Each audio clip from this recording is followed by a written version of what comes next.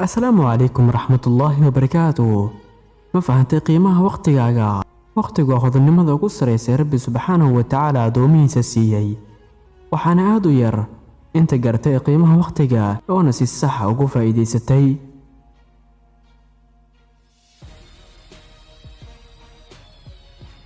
si aad u fahanto qiimaha 10 sano la soo dhaafay weydii lamaane dhawaan isfuray si aad u fahanto qiimaha 40 sano la soo dhaafay weydii qof mar dhaweyd jaamacadda ka qalin jabiyay si aad u fahanto qiimaha sanadka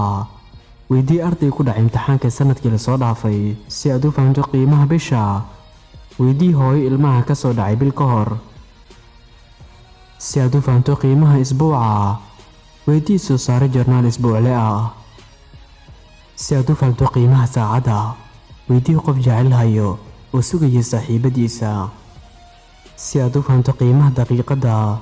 weydii qof baskii ka tagay ama tareenkii ka dhaqaaqay si aad u fahanto qiimaha 1 second weydii qof ku guuleystay biladii ciyaarta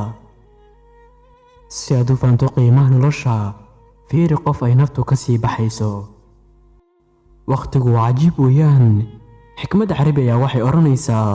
alwaqtu kasayf in lam taqdacu yaqdacuk waqtigu waa sida seefta oo kale